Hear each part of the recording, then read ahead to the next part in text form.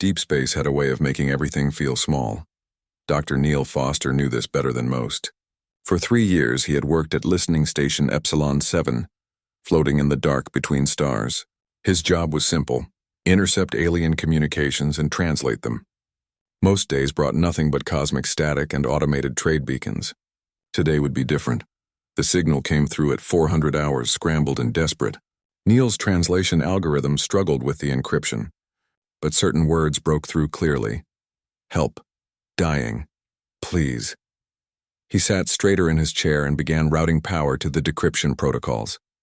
Around him, the station's small crew continued their routines, unaware that everything was about to change. Humanity had joined the galactic community 50 years ago, stumbling into a universe far older and more complex than anyone had imagined. Earth was classified as a Class 12 Deathworld by the Galactic Council, a designation reserved for planets so hostile that merely surviving childhood there seemed impossible. High gravity, violent weather, deadly predators, and diseases that evolved as fast as their hosts. Most species viewed humans as interesting survivors, tough but primitive. Nobody asked humans for help. Nobody expected them to matter. The decryption finished 3 hours later. Neil read the translation twice, then a third time, hoping he had made an error. He had not. The message came from a colony world called Avalis 3, home to 4 million Lineth. The Lineth were an avian species, fragile things with hollow bones and gentle dispositions. They wrote poetry and built gardens. They had no weapons and no military. Now the Dominion Empire had surrounded their world with 200 warships. The Dominion was demanding unconditional surrender within 72 hours. After that, the message promised orbital bombardment, followed by full planetary occupation. Any Lineth who survived would become slaves. The message had been broadcast to every nearby system, a plea sent to anyone who might listen. Neil checked the Galactic Council's response logs. There were none. The Council had received the distress call and chose silence. Neil forwarded the message to Earth's Defense Command. Then he waited. Admiral Patricia Hayes read the translation in her office overlooking the Pacific Ocean. She was 63 years old and had spent 4 decades in military service. Her gray hair was pulled back tightly and her uniform showed no decoration except for a single medal from the Titan Defense Campaign. She had earned that medal by holding a station against raiders for 8 days with nothing but 15 soldiers and stubborn determination. Now she commanded humanity's entire deep space fleet, 47 warships that protected Earth and her scattered colonies.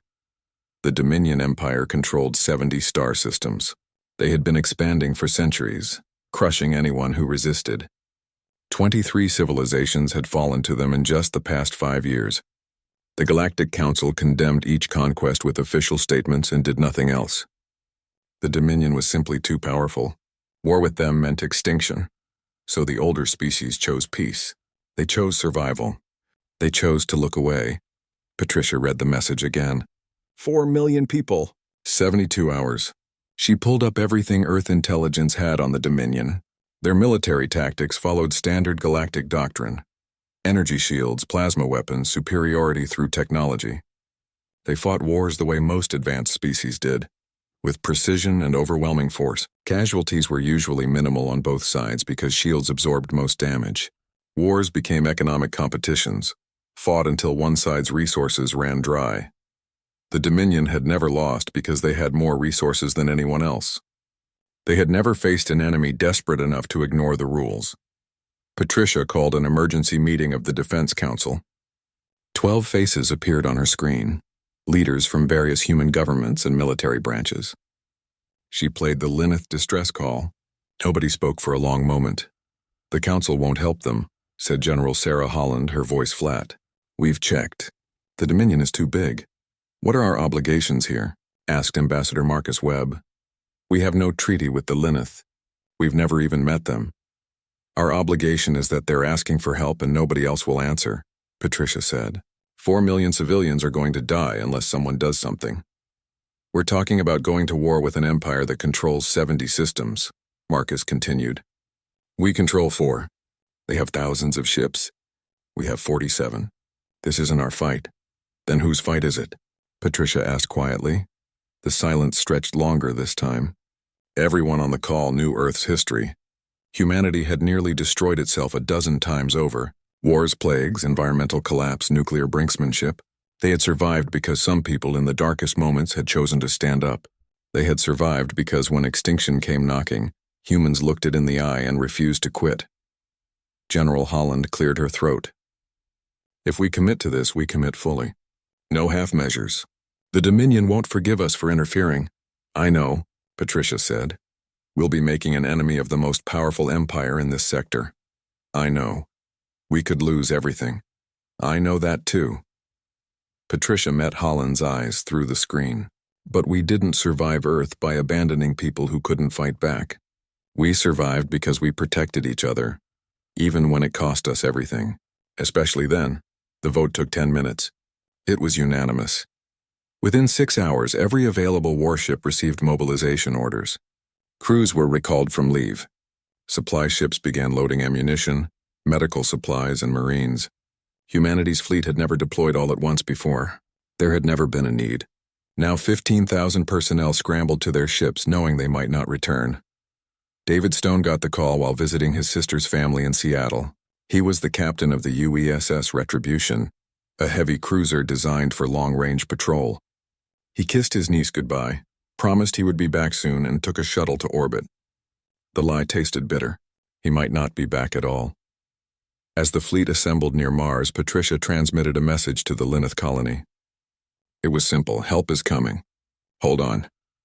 The response came 18 hours later, audio only, the voice shaking with disbelief. You're coming, really? But the council said nobody would help. They said we weren't worth saving. Patricia closed her eyes. You are? We're on our way. The fleet jumped to faster-than-light travel 36 hours after receiving the distress call. 47 ships carrying humanity's hope and fury into the dark. They had 9 days to cross 200 light-years. The Dominion deadline was in 3. They would arrive too late to prevent the invasion, but they would arrive in time to make the Dominion regret it. Behind them, Earth watched and waited. Across the galaxy, other species monitored the situation with curiosity. The Deathworlders were doing something unexpected. As always, humans were refusing to follow the rules. This time, the galaxy would learn what that really meant. High Marshal Dravok had conquered 14 worlds in his 300-year military career. Avalis III would be his 15th and by far the easiest. The Lineth had no orbital defenses, no military fleet, and no weapons more sophisticated than farming tools. Their desperate distress call had gone unanswered for 9 days. The Galactic Council, as expected, had chosen neutrality. Nobody wanted to anger the Dominion over a species of fragile bird people who wrote songs about flowers. Dravok's fleet maintained a perfect blockade formation around the green and blue planet below. 200 warships, their shields glowing faintly in the system's yellow sunlight. His flagship, the Eternal Throne, held position directly above the largest Lineth city. The deadline had passed 3 hours ago. Now came the unpleasant but necessary task of occupation. Dominion ground forces were already descending in transport ships, prepared to secure strategic locations and round up any Lineth who resisted. Resistance would be minimal. It always was after the deadline passed. The tactical officer called out from his station. Hi, Marshal. We have contacts at the system edge. 57.3 astronomical units distant. Dravok barely looked up from his report. Identify. Unknown configuration. 47 vessels. Mass readings suggest primitive construction. Heavy armor, minimal shield emissions. The officer paused. Energy signatures match Earth registry. That got Dravok's attention. Humans. The Deathworlders had actually come. He accessed the fleet database and pulled up what little information existed about Earth's military capabilities. The species had only achieved faster-than-light travel 50 years ago. Their technology was laughably outdated by galactic standards. They still used chemical rockets for orbital launches and fusion reactors that barely qualified as efficient. Their warships were thick slabs of metal with oversized engines and weapons that looked crude even by primitive standards. They must be confused, Dravok said. Send a standard warning. Inform them this system is under Dominion authority and they should leave immediately. The communication went out. The human fleet continued approaching at sublight speed, their acceleration curve aggressive and wasteful of fuel. The response came back in heavily accented galactic standard. Dominion forces, this is Admiral Patricia Hayes of Earth Defense Command. You will cease all hostile actions against the Lineth colony and withdraw from this system immediately. You have 1 hour to comply. Several officers on the bridge chittered in amusement. The Dominion fleet outnumbered the humans more than 4 to 1. The combined mass of Drevok's ships exceeded the human fleet by a factor of 20. And these primitives were issuing demands? Drevok composed his response carefully. Human Commander, you are interfering in Dominion expansion operations. This colony world is now Dominion territory by right of conquest. You have no legal standing here. Withdraw immediately or be destroyed. This is your only warning. Negative, came the reply. The Lineth asked for help. We're providing it. You have 58 minutes now. Drevok leaned back in his command chair. In all his years of service, he had never encountered such foolishness. Perhaps the humans did not understand the situation. Perhaps their translation systems were malfunctioning. Or perhaps they were simply too stupid to recognize superior force. Deploy Attack Wing 7, he ordered. 50 ships. Standard engagement protocols. Disable the human vessels and prepare boarding teams. I want their commander brought to me personally. She will learn the cost of defying the Dominion. 50 Dominion warships broke formation and accelerated toward the human fleet. They moved in perfect coordination. Their formation a textbook example of fleet tactics. Shields overlapping, weapons primed, sensor networks linked. The humans continued their straight-line approach, making no attempt at evasive maneuvers. At 15 million kilometers, the Dominion wing opened fire. Blue plasma bolts crossed the distance in seconds. Standard opening salvo designed to test enemy shields and establish targeting locks. The bolts splashed against the human ship's barriers and dissipated. The humans did have shields, though the emissions looked strange. Irregular, inefficient. The human response was not what anyone expected. Instead of returning fire with energy weapons, the human ships launched physical projectiles, thousands of them from what looked like magnetic accelerators built into their hulls. The projectiles were simple. Dense metal rods tapered at one end, traveling at a significant fraction of light speed. No guidance systems, no explosives, just mass and velocity. The Dominion ships' shields were designed to deflect energy weapons and absorb heat. They worked by creating a barrier that disrupted plasma cohesion and dispersed laser beams. They were not designed to stop solid matter moving at relativistic speeds. The first railgun slug hit a Dominion cruiser amidships. The kinetic energy was astronomical. The shield flickered and failed instantly, and the slug continued through the ship's hull like it wasn't there. The cruiser split in half, its reactor containment failing, adding a small nuclear explosion to the destruction. More slugs followed. The Dominion formation tried to adjust, tried to maneuver, but at engagement ranges measured in millions of kilometers, there wasn't time. Ships exploded or went dark as railgun rounds punched through them. A few Dominion vessels managed to return fire, their plasma weapons scoring hits on human shields, but the damage was minimal. The humans seemed to be rotating their ships, spreading the heat across their hulls. Then the humans launched missiles, not plasma torpedoes or energy seekers, but actual chemical propellant missiles with nuclear warheads. The Dominion point defense systems locked onto them easily, destroying most in flight. But several got through, and when they detonated, they released not just energy but electromagnetic pulses that scrambled electronics and blinded sensors. In the chaos, the human ships closed distance. They were fast, faster than they should be for their mass. Their engines burned with fusion torches that would have bankrupted a civilian vessel in fuel costs. They didn't seem to care. They closed to knife fighting range, where their kinetic weapons became impossible to evade. 14 minutes after engagement began, 43 Dominion ships were destroyed or disabled. The remaining 7 retreated in disorder, their shields failing, their formations broken. The human fleet pursued for several million kilometers before breaking off and resuming course toward Avalis 3. They had lost 0 ships. On the bridge of the Eternal Throne, nobody spoke. Officers stared at their displays, trying to comprehend what they had just witnessed. That engagement should not have been possible. Primitive species did not defeat Dominion forces. The mathematics did not work. The physics did not work. Run full analysis, Drevok said quietly. His 300 years of experience were screaming at him that something fundamental had changed. Tactical, give me everything. The analysis took 10 minutes. The results were disturbing. Human weapons were indeed primitive, but they had weaponized primitiveness itself.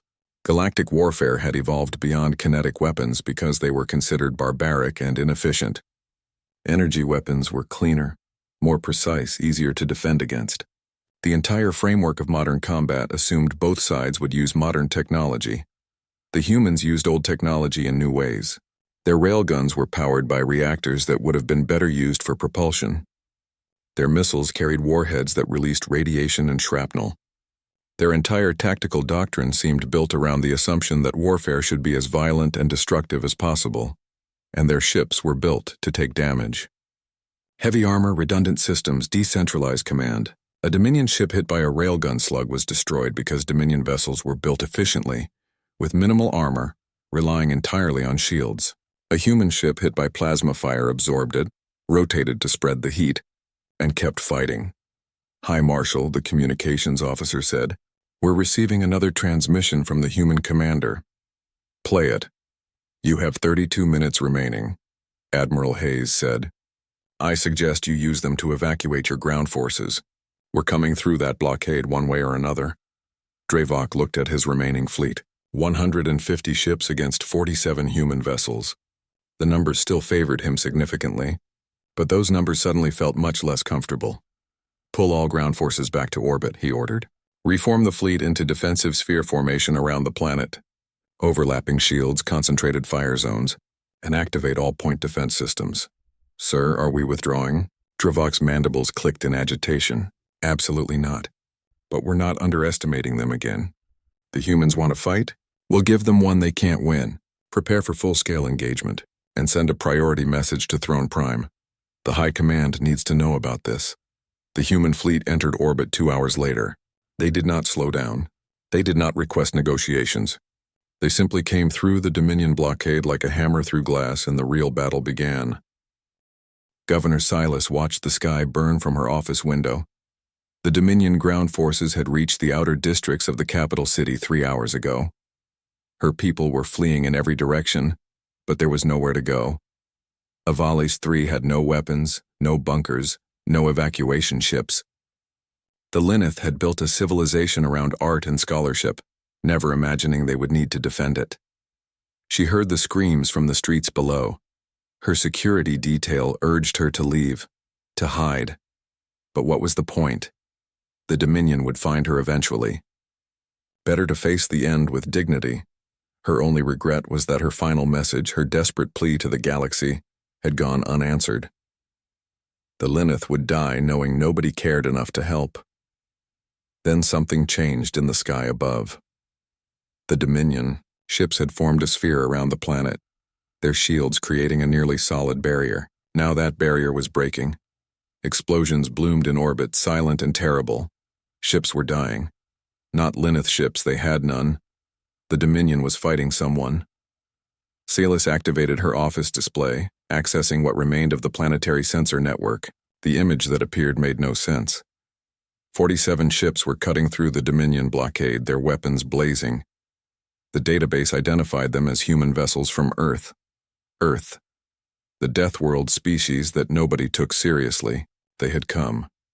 They were actually fighting. And they were winning. David Stone gripped the armrests of his command chair as the Retribution shook from another plasma impact. His shields were holding, but barely. Around him, his crew worked with frantic efficiency, calling out status reports and damage assessments. They had been in combat for 20 minutes, and already the tactical display showed 6 human ships damaged or destroyed. But the Dominion was losing faster. "Fire railguns, all forward batteries," David ordered. "Target that dreadnought at Mark 37. The Retribution's main weapons fired, their magnetic accelerators launching 20 tungsten slugs in rapid succession. At this range, only 5 million kilometers, the projectiles crossed the distance in seconds. The Dominion dreadnought's shields absorbed the first 3 impacts, flickered under the 4th, and failed completely on the 5th. The remaining 15 slugs punched through the ship's hull, and it began venting atmosphere and bodies into space. "Captain, Admiral Hayes is ordering the Marine deployment," his communications officer reported. "We're cleared to launch drop pods." David nodded. This was the risky part, the insane part. Humanity's military doctrine included orbital drops, a tactic so dangerous that no other galactic species used it. The idea of putting soldiers in small pods and shooting them at a planet, while a space battle raged overhead, seemed suicidal to most advanced civilizations. But humans had been doing crazy things to win battles for millennia. This was just another example. Launch all pods. Give them covering fire. 2,000 Marines in 400 drop pods ejected from various human ships. The pods were simple: constructions, heat shields, basic guidance systems, and enough armor to maybe survive the descent. Inside each pod, 5 Marines sat strapped in, checking their weapons and trying not to think about the 1,000 things that could go wrong. Sergeant Owen Price had made 7 combat drops in his career. This would be his 8th if he survived. His pod shook violently as it hit the atmosphere, the heat shield glowing white-hot. Through the small viewport, he could see other pods around him, some tumbling out of control, others already damaged by Dominion defensive fire. The pod's computer counted down altitude in his helmet display: 5,000 meters, 4,000, 3,000. At 1,000 meters, the retro thrusters fired, slamming him against his harness hard enough to crack ribs. The pod hit the ground at 40 meters per second, crumpling but holding together. The door blasted off with explosive bolts, and Owen and his team scrambled out into a war zone.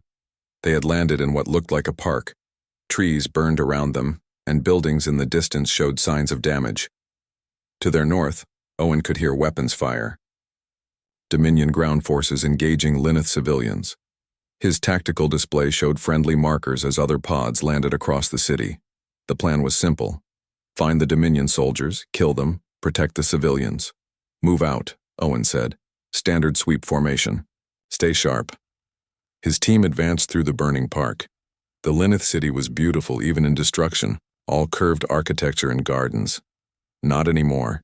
Dominion soldiers had torn through it like vandals. Owen's anger grew with every step. His team reached the edge of the park and found a group of Dominion troops, maybe 20 of them, herding Lineth civilians into a plaza. The civilians were mostly elderly and children, their fragile bodies showing bruises from rough handling. One Dominion soldier was yelling something in their language, gesturing with his energy rifle. A Lineth child, maybe 8 years old by human standards, stumbled and fell. The soldier raised his weapon to strike the child. Owen's rifle was in his hands before he consciously decided to fire. The Dominion soldier's head snapped back, the ballistic round punching through his helmet like paper. The other Dominion troops spun around, trying to locate the threat. Owen's team opened fire from 3 directions, their weapons making sharp cracking sounds that echoed off the buildings. Dominion soldiers used energy weapons almost exclusively. They were clean, efficient, and rarely lethal if shields were active. Human Marines used firearms, chemical propellants launching metal projectiles at supersonic speeds, messy, loud, and extremely effective against opponents who relied on energy shields that did nothing to stop solid matter. The engagement lasted 8 seconds. 20 Dominion soldiers dead, 0 human casualties. The Lineth civilians stared at the human Marines in terror. Owen removed his helmet, trying to look less intimidating. It didn't help much. He was 2 meters tall, covered in armor and weapons, with a face that showed too many scars. "You're safe now," he said in rough galactic standard. "Stay here. We'll protect you."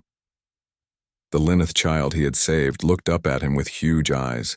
She made a small chirping sound, then ran forward and grabbed his leg in what might have been a hug. Owen felt something crack in his chest that wasn't a rib. He gently patted her head with one armored hand. "Sergeant, we've got more contacts," his second-in-command said. "Looks like a major Dominion force, 500 troops, moving toward the city center." Owen put his helmet back on. "Let's go introduce ourselves." In orbit, the space battle reached its peak intensity. Admiral Hayes had split her fleet into 3 groups. 30 ships engaged the main Dominion force directly, trading fire in a brutal slugging match.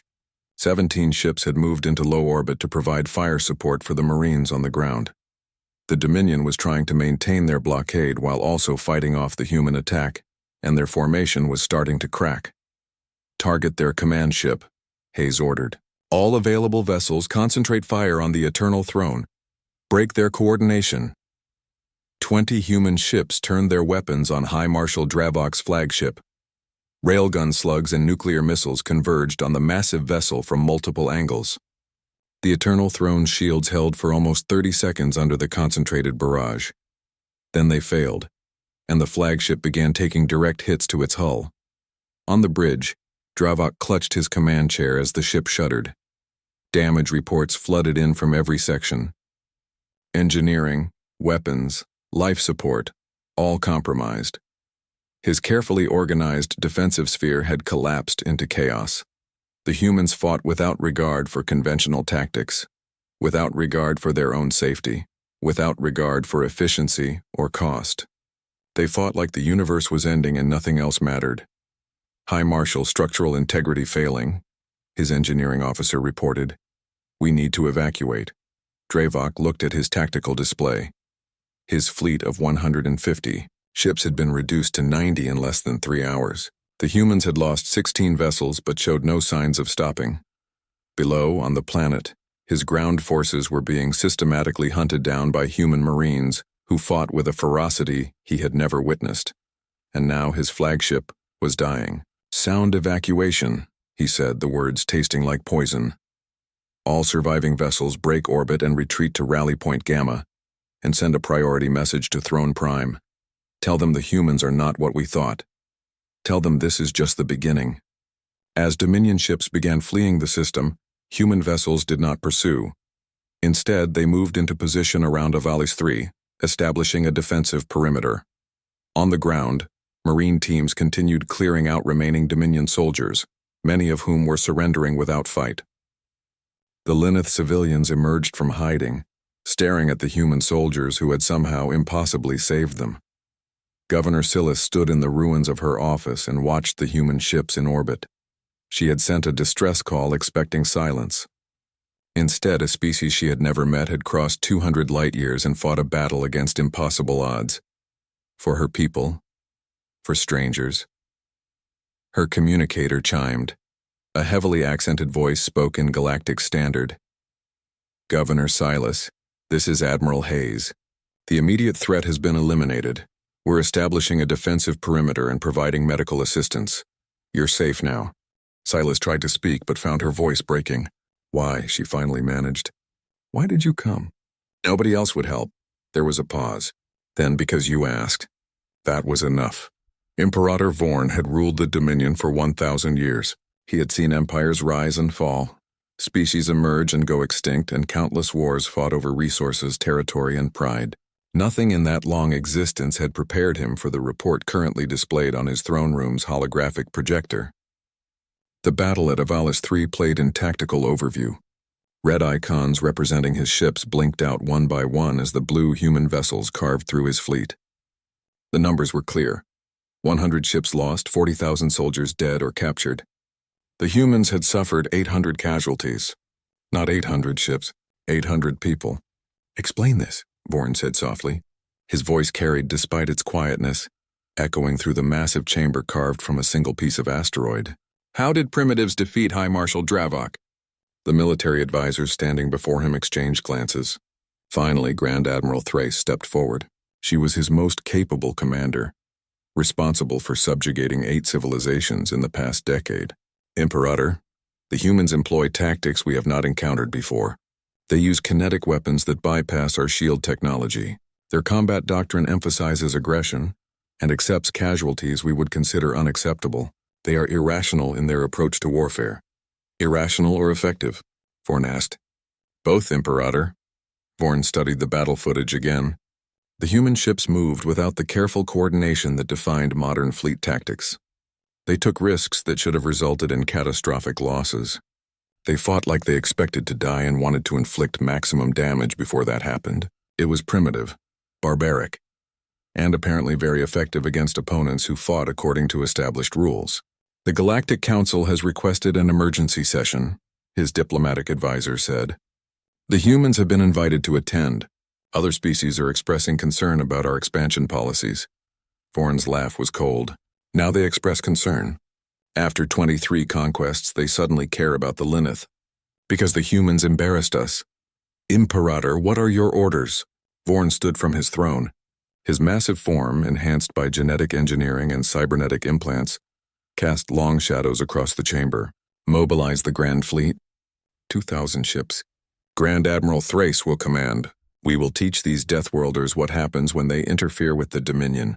We will burn their colonies, glass their homeworld, and ensure that no species ever dares to challenge us again. Across the galaxy, at the Galactic Council Station, Ambassador Marcus Webb sat in the circular chamber surrounded by representatives from 200 different species. The architecture was deliberately neutral, designed by a long-extinct civilization that had believed strongly in diplomatic solutions. Marcus was fairly certain those same architects would be appalled by the current state of galactic politics. The council chairman, a being that looked like a floating jellyfish with too many eyes, called the session to order. We gathered to address the incident at Avali 3. The Dominion has filed a formal complaint against the human species for interference in legitimate expansion operations. The humans have been granted permission to respond. Marcus stood. He was well aware that most species in this chamber considered humans to be dangerous curiosities at best. Earth's classification as a death world meant that his species was viewed as survivors who had overcome their hostile environment through luck and stubbornness. Nobody expected sophisticated diplomacy from primitives. The Lineth sent a distress call, Marcus began. They asked for help. This council received that call and chose to ignore it, so we answered instead. The Dominion's expansion has been conducted according to established galactic law, the Dominion representative said. The being was 12 feet tall with 4 arms and a face that showed no emotion. Your interference was illegal and unprovoked. Marcus pulled up footage from the battle on his display. This is what your legal expansion looked like on the ground. Dominion soldiers executing civilians, bombing cultural sites, preparing for mass enslavement. We have testimony from 40,000 prisoners who describe orders to terrorize the population into submission. War is unfortunate, the Dominion representative said, but our methods are no different than historical precedent across this galaxy. Then historical precedent is garbage, Marcus said flatly. 4 million people were going to die or become slaves, and nobody in this chamber was going to stop it. That's not law. That's cowardice. The chamber erupted in arguments. Some species supported the humans, mostly smaller civilizations who lived in fear of the Dominion. Others condemned Earth for violating diplomatic protocols. The majority simply wanted the problem to go away, so they could return to comfortable neutrality. Curator Eldris, one of the oldest beings in the galaxy, activated her communication unit. The chamber fell silent immediately. Eldris rarely spoke, but when she did, people listened. I have observed this galaxy for 70,000 years. I have seen species rise to greatness and fall into darkness. The humans are correct in their assessment. We have allowed the Dominion to expand through force because opposing them would be costly, but cost cannot be the only consideration. The Lineth asked for help and only the Deathworlders answered. Perhaps we should consider what that says about us. The council chairman's tentacles waved in agitation. The humans must understand that their actions have consequences. The Dominion will retaliate. This could spark a war that consumes multiple sectors. The Dominion already declared war when they ignored our demand to withdraw, Marcus said. They've mobilized a fleet to attack Earth and our colonies. We know this because our intelligence services actually function. So let me be clear about humanity's position. We don't require your permission to defend ourselves or others. We don't need your approval to do what's right. And we sure as hell won't stand by while people die just because intervening is inconvenient. The Dominion fleet consists of 2,000 warships, the Dominion representative said. Your entire military could not stop a tenth of that force. Surrender now, and the Imperator may show mercy. Marcus looked at the being for a long moment. You attacked us with 200 ships and 50 came back. You think 2,000 is going to be enough? See, that's the thing about Deathworlders. We evolved on a planet that tried to kill us every single day. Hurricanes, earthquakes, predators, diseases, each other. Earth doesn't make diplomats or philosophers. It makes survivors. And survivors don't know how to quit. On Earth, the mobilization was total. Every major government had ratified emergency protocols.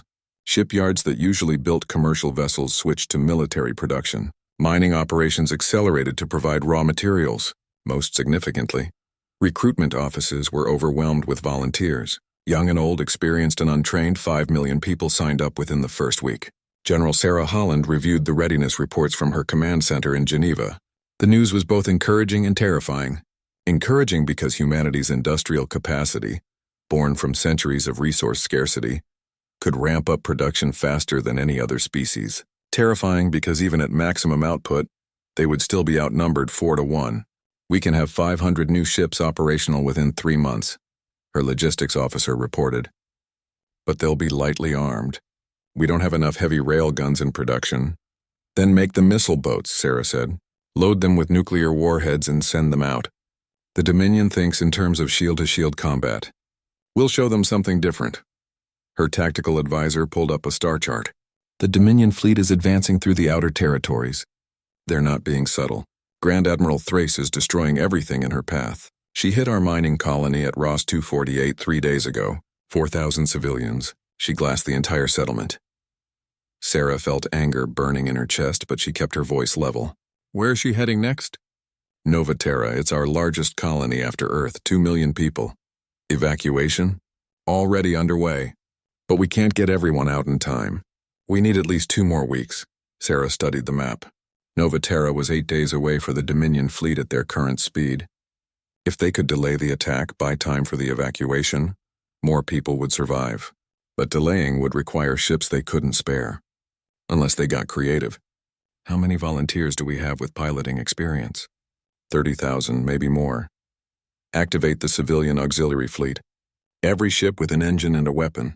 We're not fighting this war with just our military. We're fighting it with everything we have. Her staff looked uncertain, but nobody argued. This was Earth's way. When extinction came calling, everyone fought back. In deep space, the Dominion Grand Fleet advanced like a dark tide. 2,000 ships moving in perfect formation. Their power signatures visible across multiple star systems. Grand Admiral Thrace stood on the bridge of her flagship, the Dominion's Fist, and felt confident for the first time since receiving her orders. The humans had won a single battle through surprise and desperation. That would not happen again. Her fleet would crush them utterly. Earth would burn, and the galaxy would remember that the Dominion could not be challenged. She had no idea that humanity was about to teach her why. Predators from Deathworlds were the most dangerous creatures in the universe. Grand Admiral Thrace reviewed the tactical display as her fleet approached the Nova Terra system. Intelligence suggested the colony had been evacuating for 2 weeks, but sensor readings showed significant civilian populations still on the surface. The humans were predictable in their sentimentality. They would fight to protect those civilians, which meant they would position their fleet defensively. A defensive fleet was easier to destroy. All ships, battle formation Delta, she ordered. We'll hit them with overwhelming force. I want this colony reduced to ash within 6 hours. The Dominion fleet dropped out of faster-than-light travel at the system's edge. 2,000 ships, their combined firepower capable of sterilizing a dozen planets. The sensor arrays immediately began scanning for the human defense fleet. What they found was unexpected. Grand Admiral, I'm detecting only 15 human warships in orbit around Nova Terra. Thrace frowned. 15? Where are the rest? Unknown, Grand Admiral. There are also unusual readings throughout the system. Multiple small craft, civilian vessels by their signatures, but they're spread across the asteroid belt. Civilian ships won't help them. Begin the attack. All ships advance at full speed, weapons free. The Dominion fleet accelerated toward Nova Terra. At 100 million kilometers, they entered what should have been long-range engagement distance. The 15 human warships did not move from orbit. They simply waited. Thrace felt a prickle of unease. The humans had fought aggressively at Avalis 3. This passivity felt wrong. At 50 million kilometers, the first asteroid exploded. It was a small one, maybe 500 meters across, and it had been drifting in the outer belt. When it detonated, it released the energy of a small nuclear device. The blast caught 3 Dominion ships that had been passing nearby. Their shields held, but sensor systems were scrambled by electromagnetic interference. Then another asteroid exploded. And another. And another. Within seconds, 20 asteroids had detonated across the Dominion fleet's approach vector. The explosions were precisely timed, creating fields of debris and radiation. Ships collided trying to avoid the blasts. Formations broke apart. And through the chaos, the civilian craft that had been hiding in the asteroid belt began accelerating toward the Dominion fleet. Grand Admiral, those civilian ships are on attack vectors. Thrace watched in disbelief as 300 civilian vessels, Everything from cargo haulers to passenger liners came streaking out of the asteroids. They moved in erratic patterns, making targeting difficult. Their holds were filled with mining explosives and fusion drives that had been modified to burn twice as hot as safe parameters allowed. They were suicide ships, and their pilots knew it. All point defenses target those vessels. Destroy them before they reach the fleet. The Dominion ships opened fire with every available weapon. Hundreds of civilian craft exploded under the barrage, but there were too many spread across too wide an area. 50 civilian ships broke through the defensive fire and slammed directly into Dominion vessels. The impacts themselves caused tremendous damage, but the real devastation came from the mining explosives in their holds. Massive detonations bloomed throughout the Dominion formation, as kamikaze attacks turned military vessels into expanding clouds of debris. "Status report," Thrace demanded. 70 ships destroyed, 140 damaged. Formation integrity lost. Multiple ships reporting casualties from debris impacts. Impossible. They're using civilian craft as weapons. Grand Admiral, the 15 human warships are moving. They're coming directly at us. Thrace pulled up the tactical view. The 15 human vessels had broken orbit and were accelerating at speeds that should have torn them apart. Their engines burned white-hot, far beyond recommended output. They were broadcasting on all frequencies, and what they were broadcasting made her blood run cold. It was music. Human music. Something heavy and rhythmic with incomprehensible lyrics. A war song. The 15 ships hit the Dominion formation like hammers. They didn't try to maintain distance or fight defensively. They closed to point-blank range and opened fire with everything they had. Railguns, missiles, even what looked like chemical explosives launched from simple tubes. They targeted damaged ships, finishing off vessels already crippled by the kamikaze attacks. When their ammunition ran low, they rammed. One human destroyer, its hull covered in scorch marks and leaking atmosphere, accelerated directly into a Dominion battleship. The collision destroyed both vessels instantly, but the debris from the impact took out 3 more Dominion ships nearby. "Grand Admiral, we've lost 300 ships. The fleet is in disarray." Thrace struggled to process what was happening. This wasn't warfare. This was madness. The humans were treating their ships and crews as expendable resources, using them like missiles. No civilized species fought this way. No rational military accepted such losses. "All ships retreat to defensive positions. Reform at rally point," a new alert interrupted her. The display showed massive energy signatures appearing throughout the system. Not at the edges where ships normally entered from faster-than-light travel, but scattered across the entire area. Ambush positions. The human main fleet had been hiding, waiting for the Dominion formation to break. 30 human warships appeared from behind planets, moons, and large asteroids. They had been running silent, power systems at minimum invisible to sensors. Now they emerged like predators who had been patiently waiting for their prey to stumble into the killing zone. Admiral Hayes watched from the bridge of her flagship as the ambush unfolded perfectly. The Deathworld doctrine had been her idea, developed after extensive study of how humanity had survived Earth's countless threats.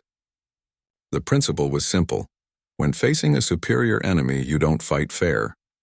You cheat, you ambush, you use every dirty trick evolution taught you, and you absolutely refuse to quit. All ships weapons free. Target their command vessels first. Break their coordination. The human ambush fleet attacked from multiple directions simultaneously.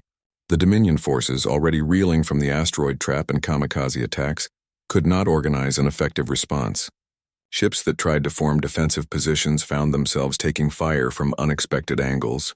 The humans moved constantly, never staying in one location long enough for concentrated counterfire, and they kept using tactics that no other species would consider acceptable.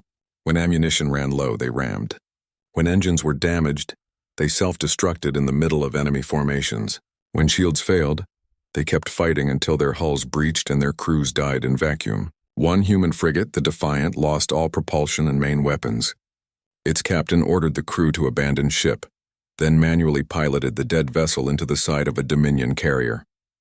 The explosion took out both ships and created a debris field that damaged a dozen more. The battle for Nova Terra lasted 8 hours. When it ended, the Dominion fleet had been reduced from 2,000 ships to 600. They retreated in disorder, pursued by human vessels until the humans ran out of fuel or ammunition. The human losses were severe. 28 ships destroyed, 12 more damaged beyond repair. Over 8,000 personnel dead, but Novaterra was safe. The civilian evacuation had completed during the battle. 2 million people had escaped because 8,000 others chose to die protecting them. Thrace sat in her command chair, staring at the casualty reports. 600 ships. She had lost 1,400 ships to a force 1/10 her size. The humans had turned an entire star system into a weapons platform. They had sacrificed their own people without hesitation. They had fought like the universe was ending and nothing else mattered. For the first time in her career, Grand Admiral Thrace felt fear. On Earth, the news of the victory at Novaterra sparked both celebration and mourning. 8,000 names were added to the memorial wall. Families grieved, but the message was clear. Humanity could win this war. The Dominion was not invincible. General Holland issued new orders to all military and civilian units. The Deathworld doctrine was now official policy. Every colony would be fortified. Every ship would be weaponized. Every human would be trained to fight. If the Dominion wanted to conquer Earth's people, they would have to fight for every meter of space, every planet, every moon. And the cost would be astronomical. Ambassador Marcus transmitted a message to the Galactic Council and the Dominion Imperator. It was short and direct. You've seen what we're willing to do to protect strangers. Imagine what we'll do to protect our own. Leave our space. Leave the Lineth alone. Or learn exactly why Deathworlds produce survivors. Imperator Vorn received the message in his throne room. He read it 3 times, then looked at the casualty reports from Novaterra. 1,400 ships lost. Against primitives. Against barbarians who should have been easy to crush. He had ruled for 1,000 years, but now he faced something new. An enemy that could not be intimidated, could not be reasoned with, could not be defeated through conventional means. The humans had declared they would fight to the last person, and Vorn was starting to believe them. Recall all forces, he ordered. We need to reconsider our approach. But it was already too late. The Dominion had awakened something that should have been left alone, and humanity was just getting started. The war had raged for 9 months. 9 months of running battles across 24 star systems. 9 months of humanity throwing everything they had at an empire that had conquered 70 worlds. The Dominion had the resources, the numbers, and the technology. But humanity had something else. They had nothing left to lose and no concept of surrender. Imperator Vorn stood before his strategic display showing every remaining Dominion asset. What had once been a proud empire now looked like a wounded animal, bleeding from 1,000 cuts. The humans did not fight decisive battles. They ambushed supply lines. They mined trade routes. They turned every encounter into a bloodbath that cost the Dominion more than they could afford. Vorn had started this war with 8,000 ships. He now commanded 1,200. The humans had lost 600 vessels but built 900 more. Their industrial capacity, born from surviving a planet that actively tried to kill them, had proven impossible to match. They could replace losses faster than he could inflict them. And every battle taught them new tactics while the Dominion struggled to adapt. Imperator, the Council of Governors is demanding we end this war, his chief advisor said. 37 worlds have declared neutrality. 15 are considering independence. The Empire is collapsing. Because we cannot defeat primitives, Vorn said bitterly. Because these Deathworlders refuse to accept reality. Any rational species would have surrendered by now. They are not rational, Imperator. That is precisely the problem. Vorn studied the display. There was one option remaining. One way to end this war decisively. Throne Prime, his capital world, was an artificial construct. A planet-sized station housing 12 billion Dominion citizens and the entire Imperial government. If he concentrated his remaining fleet there, he could create an impenetrable defense. The humans would have to come to him, and he would destroy them in one final battle. Issue the order. All military assets retreat to Throne Prime. We will make our stand there. And send a message to the human leadership. Offer them peace, conditional surrender. We keep half our territory, they keep their independence, and this war ends. The message was transmitted within the hour. The response came back in 6 hours. Admiral Hayes's voice was tired but firm. Imperator Vorn, your conditional surrender is rejected. You started this war by attacking innocent people. You continued it by glassing our colonies. You have committed war crimes on a scale that makes our species ashamed to share a galaxy with you. There will be no negotiated peace. There will be unconditional surrender, full disarmament, and war crimes tribunals. Those are the only terms. Then you will watch your fleet die at Throne Prime, Vorn replied. I have 1,200 ships defending my capital. You have 300. The mathematics favor me. Math is just numbers, Vorn. Ask your Grand Admiral how well numbers worked at Nova Terra. The transmission ended. Grand Admiral Thrace had survived 9 months of warfare against humans, and every day had taught her new lessons about terror. She now commanded the defense of Throne Prime, coordinating 1,200 ships in a sphere formation around the artificial planet. The defenses were impressive: overlapping shields, minefields, automated weapons platforms, and the planet's own defensive systems. Any conventional fleet would need 10,000 ships to breach these fortifications. The human fleet arrived 1 week later, 300 ships, battered and scarred from months of combat. They emerged from faster-than-light travel at the system's edge and immediately began accelerating toward Throne Prime. No demands, no communications. Just the same war song broadcasting on all frequencies, that heavy human music that had become the soundtrack to the Dominion's nightmare. All ships, hold formation, Thrace ordered. Let them come to us. Our defenses will bleed them before they reach firing range. But the humans did not advance in a standard formation. They spread out, creating a loose sphere around the system.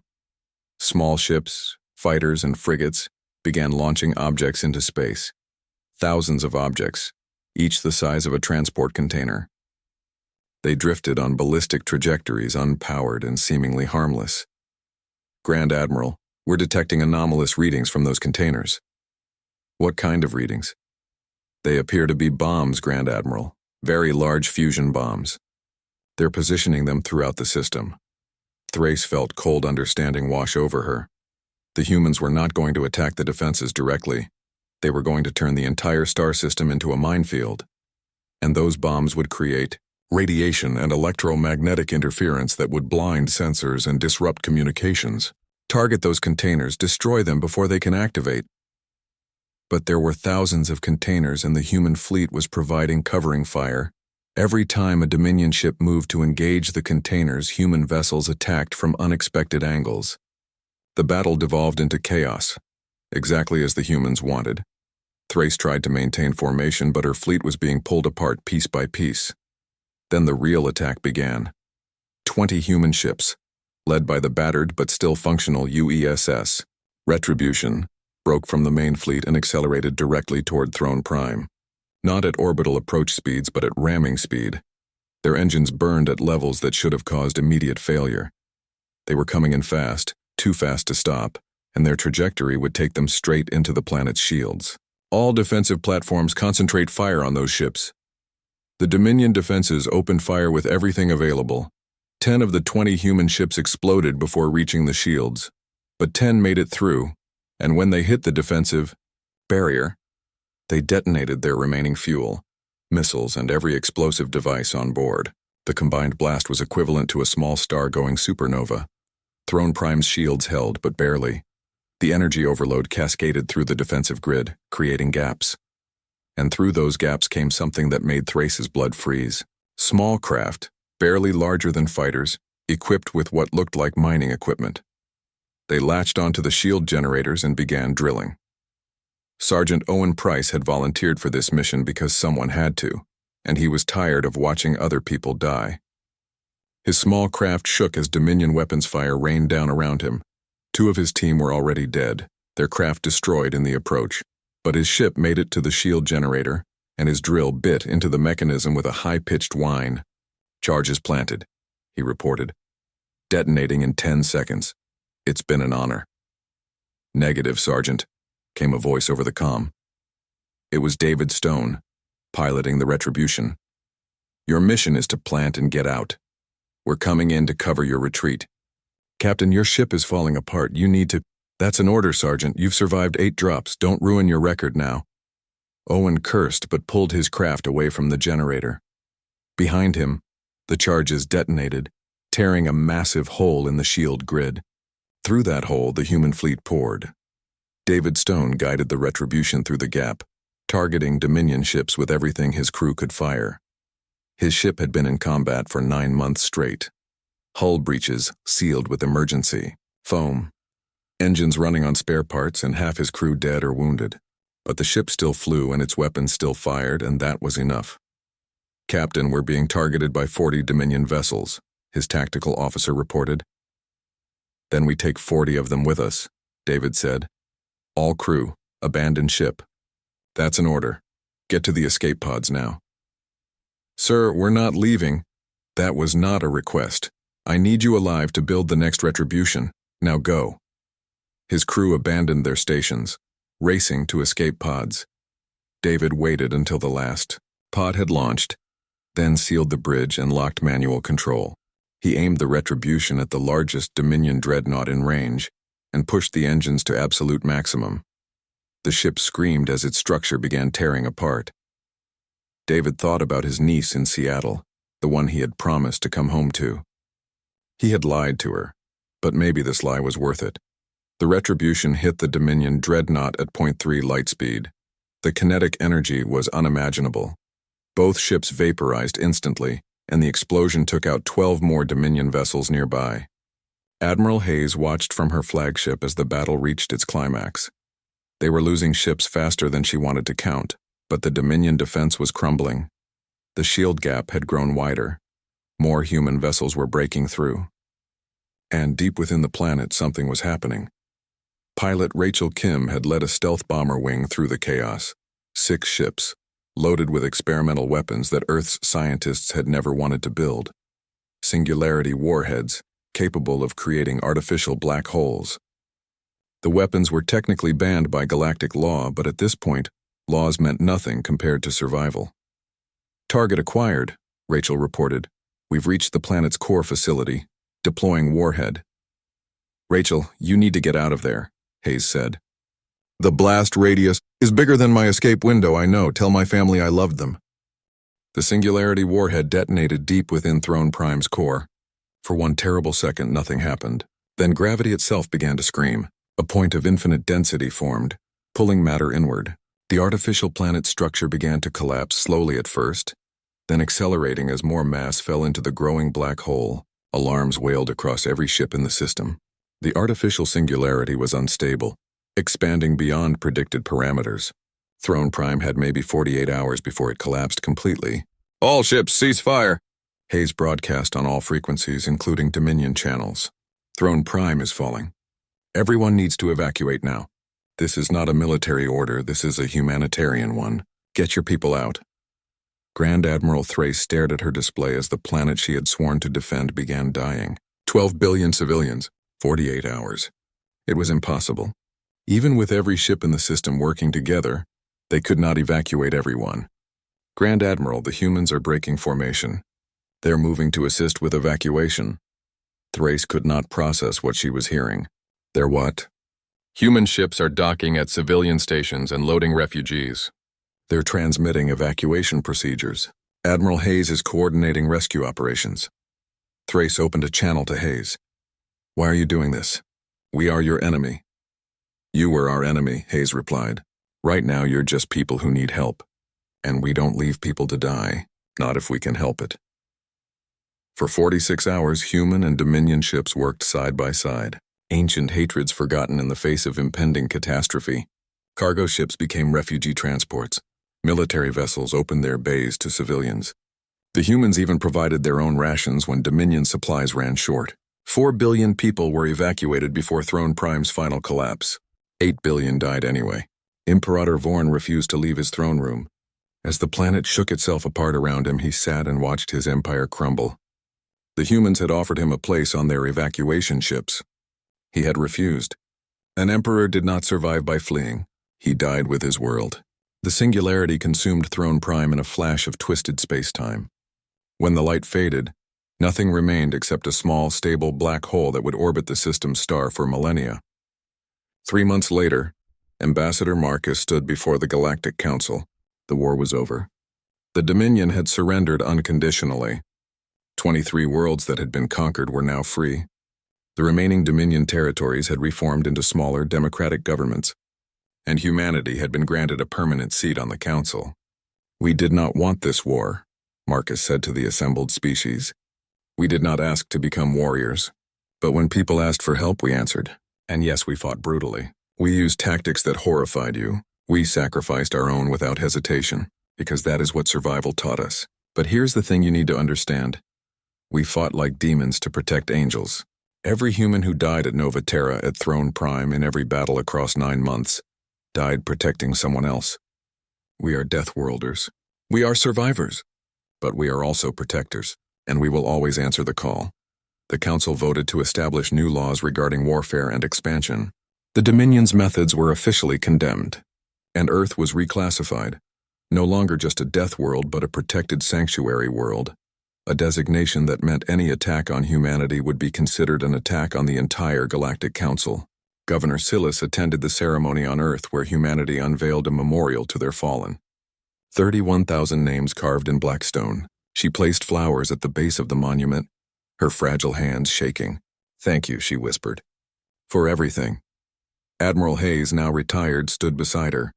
"We just did what was right. You did more than that. You changed what the galaxy believes is possible." Across Earth and her colonies, life slowly returned to normal. Ships were rebuilt. Families mourned. Veterans returned home with scars both visible and hidden. The war had cost humanity dearly, but they had survived. Again. Because that was what Deathworlders did best. In deep space, human ships now patrolled the sectors that had once belonged to the Dominion, not as conquerors but as protectors. Other species watched and wondered. The galaxy had learned something profound. Deathworlders were not dangerous because they could survive death. They were dangerous because they would face death for others, for strangers, for people they had never met, and that made them the most terrifying force in the universe. The message was clear. The Lineth had received an SOS, and the Deathworlders had answered.